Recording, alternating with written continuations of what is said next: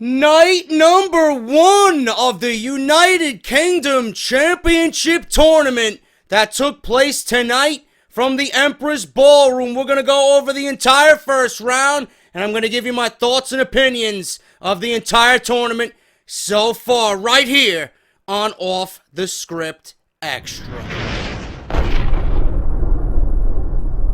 What is going on, guys? JD from New York here. Thank you so much for tuning into the channel this afternoon.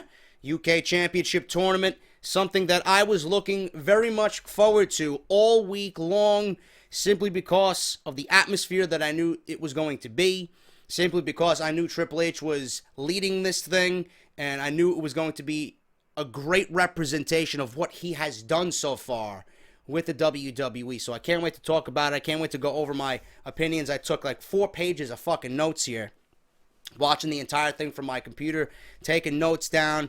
So it was a very, very fun afternoon, and I can't wait till tomorrow, man. Part 2 of this thing, we're going to go through the last 8 men. We're going to get the quarterfinals, the semifinals, and the finals tomorrow night, and I can't wait to see what happens. Now, with Triple H leading this thing, we immediately thought that it was going to have a similar feel to the Cruiserweight Classic. And that's exactly what it did. It had that similar feel to the Cruiserweight Classic. The presentation of the product was fucking top-notch. Absolutely beautiful. The Emperor's Ballroom looked fantastic. The crowd, UK crowds, man, unfucking believable. We have our crowds here in Chicago and New York. But you guys, every time there's a wrestling show in the UK, all through the show, you do not die at all, man. Not like the fucking zombies that we see in Tallahassee or fucking Alabama over here in the States. You guys have such an infectious energy, it makes you want to continue watching. Like, I didn't really, after that last match that we seen tonight, after that last match in the tournament, I didn't want it to end, man. I wanted it to continue, because you guys are fucking awesome. So the crowd was absolutely on fire all night, and kudos to you guys. The Emperor's Ballroom looked great. The presentation looked great. Now, it had that intimate atmosphere that we come to know and expect when Triple H does something. Clearly, the Emperor's Ballroom was a little bit more jam-packed as compared to a Full Sail University, but it had that same feel. More people in the Emperor's Ballroom, but it had that same intimate feel like we seen with the Cruiserweight Classic. One thing I do notice with everything that NXT does, especially with TakeOver and the Cruiserweight Classic, and now with the UK Championship Tournament, the music is a great representation of what we are going to see with the entire thing. And the music tonight pinpointed just exactly how the action was going to go, man. It was edgy. It was, that hard rock type feel, and I love the choice of music that Triple H goes with these types of things, the cruiserweights and the UK tournament now especially. It just is a great representation of what you're going to see in the ring, man. So the music was on point as always when it comes to NXT and something led by Triple H. Michael Cole and Nigel McGuinness. This is something I really want to make mention of, and you guys made mention of it on Twitter. Normally when we watch Michael Cole on Monday Night Raw, he sounds awful. And make no mistake about it, I fucking hate Michael Cole on Monday Night Raw. Okay? But tonight, as compared to Raw, where he's overly produced, he's being fed bullshit from Vince McMahon, he was a little bit more grounded tonight. He had the handcuffs free, and he was able to call the in-ring action as he's seen it. No overproducing the commentators. No feeding bullshit into the headset. He called the in-ring action. He genuinely seemed excited. He didn't make fun of the fucking rowdy crowd like he would usually do when he's in Chicago and they're fucking chanting CM Punk. You could probably fucking feel the disdain coming through the television, But he genuinely seemed excited tonight. And he seemed like he wanted to be there. He called the in-ring action. He was calling the moves in the ring. Now, he's no Mauro Ranallo, and I'm not going to sit here and tell you I prefer Michael Cole over a Ranallo or a Corey Graves team, but what he and Nigel McGuinness did tonight, very good, man. Michael Cole called the in-ring action. He told a great story in the ring, and he let Nigel McGuinness get a lot in tonight. And I do not watch Ring of Honor, so this is the first time I'm actually legitimately hearing Nigel McGuinness through an entire program. He was very knowledgeable. He knew a lot about the competitors in this tournament. He got his stuff in. Michael Cole allowed him to tell the story, whether it was what one competitor has to do over the other to win the match. He knew his wrestling terminology, and it was just good flowing conversation between both of them. They both got their stuff in. And I'm happy to see that the commentary, which was one of the aspects going into this that I was concerned about, it ended up being one of the best parts of it. So the commentary looked great, sounded great. And I'm expecting them to do the same thing tomorrow night. Can't wait to see what they got. Like I said, the Empress Ballroom looked fantastic, man. The entire building, the structure inside, just gave it a great fucking look, man. It looked epic, if I was to use a word. It looked really epic. But all in all, I was very pleased with night one. But I can't help but feel, after the first hour, and let me know if you guys thought the same way and felt the same thing, I felt underwhelmed for some reason. Now, I don't know why. Maybe I was expecting too much, being that I didn't know these guys. I thought they were going to come out like a house on fire. I thought we were going to see fucking flips and fucking dives and all this other shit. Meanwhile, that's unfair of me because I'm not really knowledgeable in the UK wrestling scene. Okay, it's probably more ground-based, more submission-based, more technical, and that's exactly what was presented in hour one. But then we got to Mark Andrews, and then we got to the last match that we seen tonight. Who was the last match with? Let me see. I gotta get these guys' names right. It was Tucker and Tyler Bate. Those are the last two matches that we seen tonight, and it was, the energy just kicked up. The entire presentation just picked up. And just based off those two matches alone now, going into part two of this thing, going into the quarterfinals, the semifinals, and the finals, I'm expecting big things from this, man. So now we got the field of 8 laid out. And I'm very excited to see what these guys bring us tomorrow night. But hour one was very underwhelming to me. But hopefully, and I know for a fact that part two tomorrow is just gonna blow everybody away. Because it's for the title. These guys are gonna bring it. Another thing I want to make mention, and another reason why I might have felt underwhelmed, is because I felt like the matches were too quick. Like a lot of these guys couldn't really showcase what they were about in 6 to 7 minutes. So we had to run through 8 matches tonight in 2 hours. So that might have been a factor as well. That might have dumbed down the action a little bit, and that's probably one of the major reasons why me and possibly you guys felt underwhelmed, because they couldn't get all their stuff in. And it's tough to tell a great story, and it's tough to really, shine and show everybody who you are and what you're about in 6 to 7 minutes. So hopefully tomorrow night with 2 hours, we got these guys going at it, and they'll be able to tell a little bit better of a story. The matches will be a little bit longer, and we can get a better understanding of who and what these guys bring to the table. So that could have been a major reason as to why we all felt underwhelmed. On with the matches here, Trent Seven and H.C. Dyer.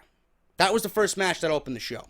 Now, Trent Seven, very, very unique look. You can immediately tell who he is and who he's going to be just by his facial features. He was playing with his mustache. And H.C. Dyer, man, I know you guys felt it. I know you guys felt the same way. I'm looking at him. I even tweeted out, this is D'Lo Brown incarnated, man.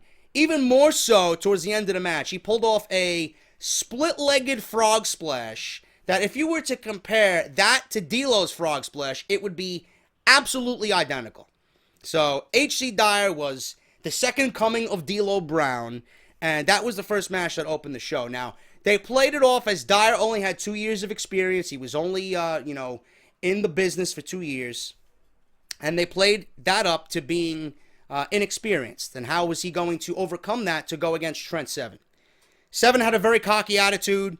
He was at every twist and turn playing with his mustache, being very cocky with the covers. There was even one part in the match where he went for a cover on Dyer, and he didn't even hook the leg, man. He just draped a knee over Dyer's chest and started playing with his mustache. Most of the match, Seven was being beaten down. Dyer was in control most of this match, if not all of this match.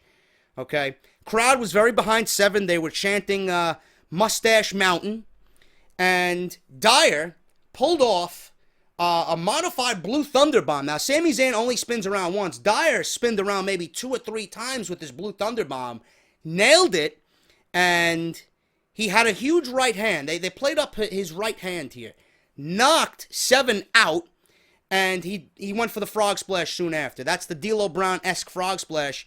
He missed the Frog Splash, and then after being beaten down the entire match, Trent Seven went for one lariat. It's very similar to Okada's Rainmaker, and I believe he calls it the 7-star lariat. Correct me if I'm wrong, but that's all it took.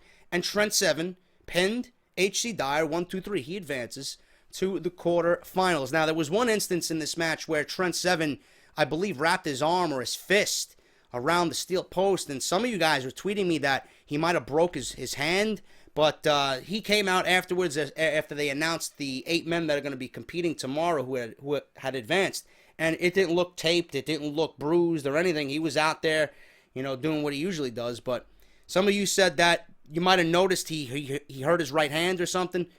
Nothing seemed to be the problem as the show went on, and he was presented at the end of the night. Second match here of the night, Danny Burch versus Jordan Devlin. Now, Jordan Devlin is a trainee of Finn Balor. And the story going into this match was that Devlin did not want to be the guy known. He didn't want to be the only guy known to be trained by Finn Balor. He wanted to pretty much get away from that and showcase to everybody that he is his own man.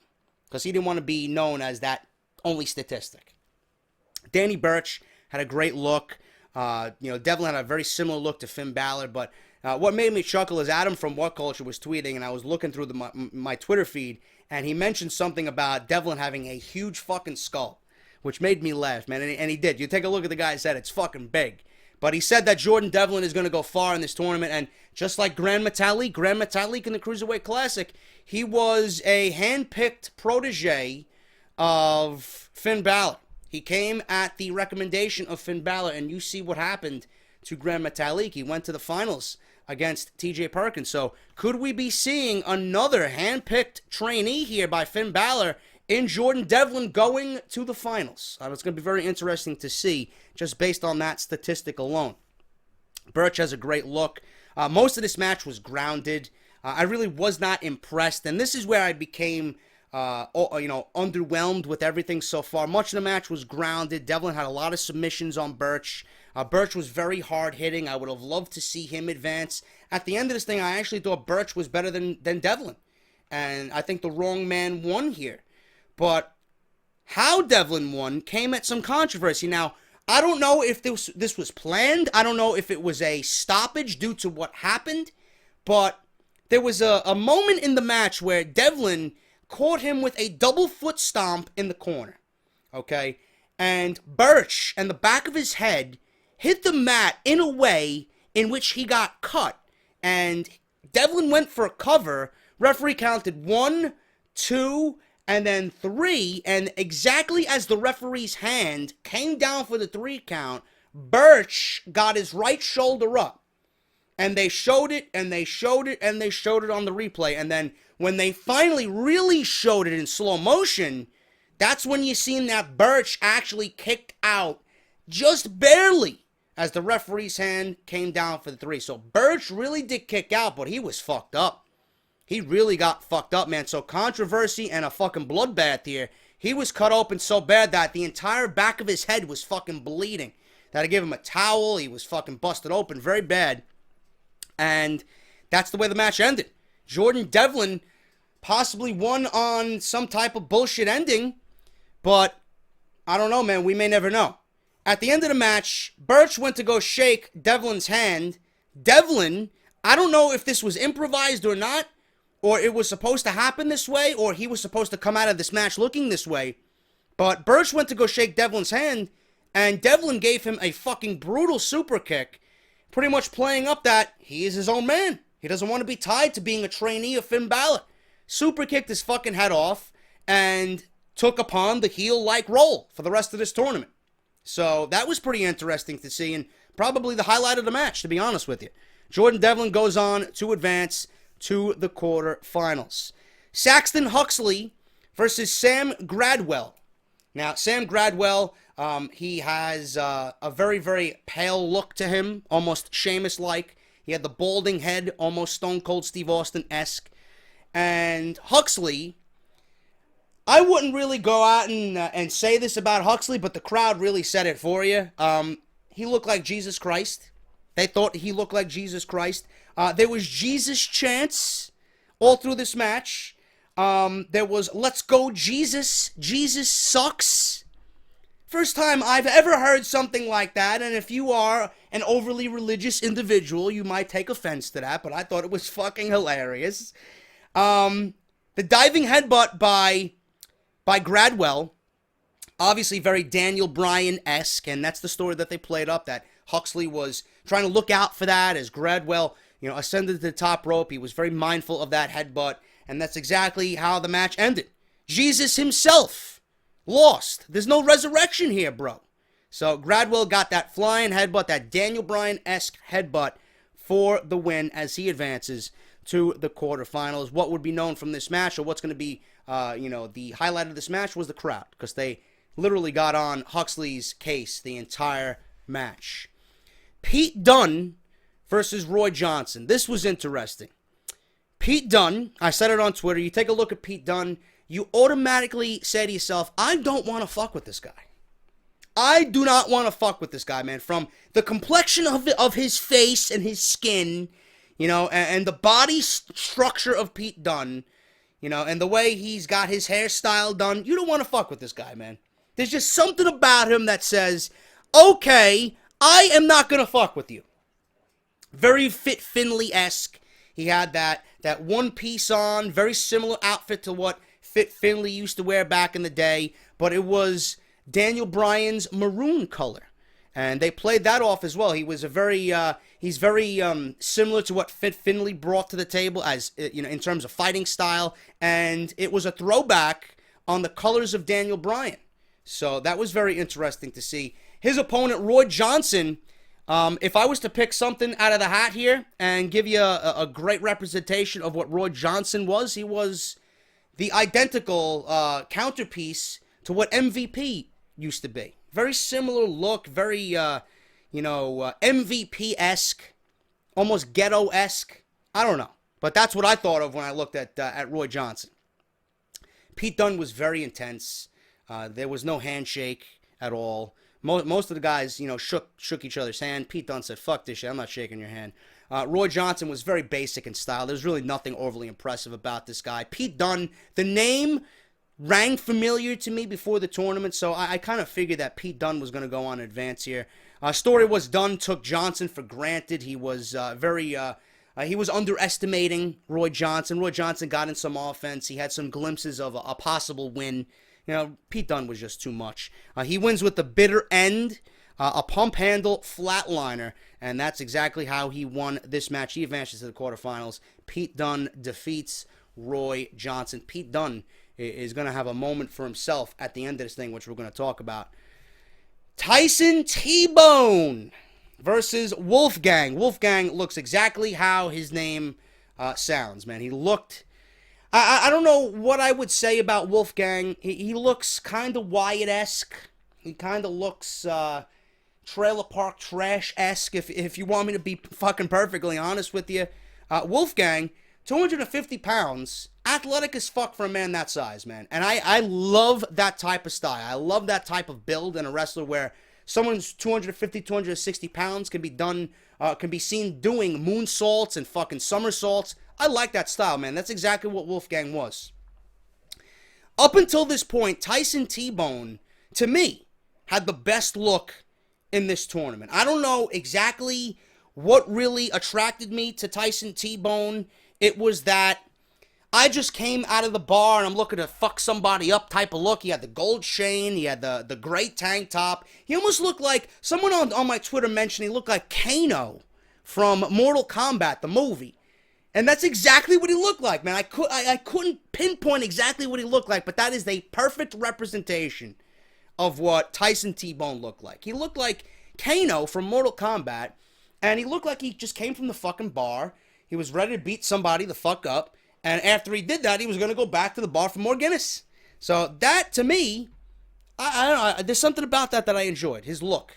He was 35 years old. They played up the fact that he was 35 years old. He was definitely the oldest competitor in the tournament. And Tyson Tbone, like I said, to me, had the best look so far in the tournament. Wolfgang, very athletic, like I said, 250 pounds, moonsault. He did a swanton bomb off the top rope. Beautifully done. He beat Tyson Tbone, and Wolfgang advances to the quarterfinal. And Wolfgang was only 29, yet they said he had, I believe, 11 or 12 years experience. So Wolfgang advances to the quarterfinals, man. Going to be looking out for him tomorrow afternoon. Both men had similar size. It was, up until that point, the best match of the night. But then we got into the second hour of the show. James Drake versus Joseph Connors. Now, if I was to say things off the top of my head about both competitors, I immediately thought of Seth Rollins. When Drake walked down the aisle in his full entrance gear, he reminded me of Seth Rollins. For some weird reason, I seen Seth Rollins in James Drake. Joseph Connors, they played up the fact that he almost lost his life and that he had his ear cut off in a knife fight in a nightclub. So they played up that fact that, he almost lost his life. He's lucky to be alive. He had this crazy look to him. He looked athletic. He had a great body structure, but he looked psychotic. He looked very similar to me, the way Brian Kendrick looks. That's the way I see Joseph Connors. Drake made it a plan throughout this entire match to attack the ear. That's what the story being told was. There was one point in the match from Joseph Connors, beautiful elbow into a backbreaker combo. He elbowed Drake and then caught him on the way down into a backbreaker, man. That was one of the best points of the match. And then Joseph Connors finishes him off with a Don't Look Down is the name of his finisher. Flatliner from Connors for the win. Joseph Connors, according to Michael Cole, was his odds-on favorite, still is his odds-on favorite, to win this entire tournament. James Drake falls to Joseph Connors in the first round. Mark Andrews versus Dan Maloney. Now, Andrews looks like the quintessential cruiserweight. Very, very cruiserweight-esque, very flippy, very athletic. The thing with Andrews is he loves to fly. Very, very high risk. The first thing I thought about when I seen Mark Andrews was Matt Sydal, Evan Bourne. That's the first thing I thought of, and that even became more apparent with his finishing move. It was almost picture-perfect Evan Bourne-esque. If you guys remember Evan Bourne, Matt Sydal's finishing move when he was in the WWE. Andrews kind of looked like Conor McGregor when he came down the aisle, backwards cap. He had a very, very similar beard and facial expression to Conor McGregor. That's what I seen when I looked at Andrews. Maloney, much bigger. Definitely much bigger of the two. He was given away, I believe Andrews came in at 160 pounds and Maloney came in at about 205. So he's given away close to 45 pounds there. And that was pretty much the story of the match. What does Andrews have to do to beat the much bigger opponent? He's got to take to the skies. He's got to go high risk, because if he's grounded, that's what's going to be the key to Maloney winning. This was definitely the quickest match of the night due to Andrews' high risk and high flying. Maloney attempted a suplex here late in the match. Andrews countered a vertical suplex into a picture-perfect stunner. Unbelievable move.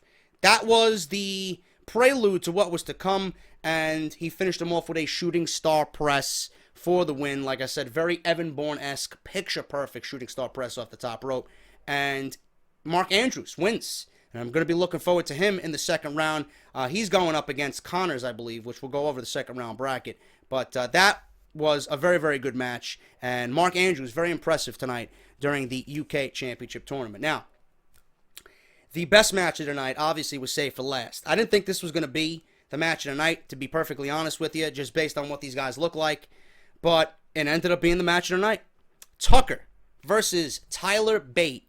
Tyler Bate is almost exactly what Jack Gallagher is, except he's not as unique. He got a very similar look with the mustache, got a very similar hairstyle. almost same complexion. He's 19 years old, is Tyler Bate, which was unbelievable. He does not look 19 years old whatsoever. Tucker, to me, I thought Tucker was going to be the better of the two men going into this match. He had a very, very WWE-esque look. Bate looked almost like I said, Jack Gallagher, or if you want to, pick another one from the main roster, Simon Gotch. So he's got that Simon Gotch, Jack Gallagher-esque look. Towards the end of this match, Tucker super kicked Bate. Literally, he super kicked his head off into the fucking fourth row, man. A super kick that almost leveled him into the crowd, knocked him to the outside. Bate, the story with him is, you got to watch for his fists. He's got these two fists. I forgot the name that he calls it, but Dolly and Molly or some shit like that. But he's got his fists taped, and that was the thing with him. Got to watch out for his fists. But Tucker super kicked Bate to the outside, and then soon to follow that, Tucker went for a swanton bomb. Bate was laying on his back, got the knee up to counter the swanton bomb, and then he followed that up with a wheelhouse kick, kicked Tucker right in the face, on the top of the head, and then he finished him off with the Tyler Driver, almost like a sit-out power bomb type move, and that is what ended the match. Tyler Bate goes on to win it. 19 years old, went on to win this match and advance to the quarterfinals, man. I honestly thought just by look alone that Tucker was going to win it. I didn't think they were going to give it to a 19-year-old, but Tyler Bate looking very impressive, man. And right now, out of everybody, if I'm to look at the quarterfinal bracket here, I'm looking at, just based on in-ring talent alone, I'm looking at Bate and I'm looking at Andrews, man. Honestly, I'm looking at those two guys. Pete Dunn, he's gonna be there in the end just because of what happened to me. I think there's a story brewing there. We had Nigel McGuinness and we had Steven Regal come out at the end of this thing. After all 8 matches were completed, they did a little presentation on the stage with the title. They presented all 8 guys remaining, 4 on each side. They presented the matches that are going to be tomorrow. We got Bate versus Devlin. We got Seven versus Wolfgang. We got Dunn versus Gradwell. And we got Andrews versus Connors. I think Bate and Devlin and then Andrews and Connors are going to be the matches to look for in the quarterfinals.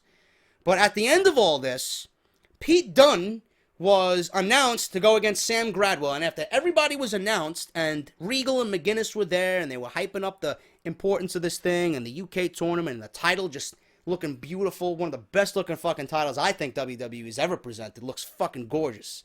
Makes you wonder where the creativity goes into the fucking main roster titles. Pete Dunne, all of a sudden, he rushes at Gradwell and headbutts him, and all the rest of the guys are holding him back. William Regal gets in his face and he looks fucking pissed. And then the camera zooms in on Pete Dunne. He's like, no, listen, smiling, he's proud of what he did. William Regal's like, don't fuck this up. Don't ruin this for yourself. So that's the way they go off the air, man. A little storyline brewing there. Little intrigue before we get into tomorrow's match between Pete Dunne and Sam Gradwell, man. But that is what we got to look forward to tomorrow. The second hour proved to be the better of the 2 hours. Like I said, I felt very underwhelmed in the first hour. Second hour picked it up with that Andrews match. And then obviously Bate and Tucker. That was the match of the night easily for me. Let me know what you guys think. And tomorrow, it's going to be a great show. I think after what Pete Dunne did, the intensity is going to be there. I think these guys have a lot to prove. We got the 8 remaining. Champion's going to be crowd tomorrow. I think the crowd's going to be lit. I think all 8 guys are going to bring their best. Hopefully they have a little bit more time to get in a lot more stuff and we get a better presentation and a better representation of who these guys are. Because I want to see exactly what these guys can bring to the table. If this is really going to be a new thing for the WWE and these guys are going to be spearheading the entire project, I want to see exactly what these guys bring to the table, and hopefully they have the time to do that tomorrow. But I enjoyed myself today for the 2 hours. It went by like that. Commentary was great. The presentation was great. And we got a new champion. Going to be crowned tomorrow, man. So I'll be right here just like I am today covering this thing. If you enjoyed the video, hit that thumbs up. I will be back here, like I said, tomorrow covering the entire thing. We'll go over the show, exactly what we did here today, tomorrow. So I'll see you guys tomorrow. Off the Script is live. Make sure you guys tune into that. I have another video coming today, WWE 2K17 and the Broken Brilliance of Mr. 9 to 5. So that is the debut episode of Broken 9 to 5. So make sure you guys look out for that as well. I am JD. If you enjoyed the video, hit that thumbs up. Check Off the Script earlier this morning if you missed. And I will see you guys right back here tomorrow for a very, very busy day. Off the Script and coverage of the UK Championship Tournament. I'll see you guys tomorrow.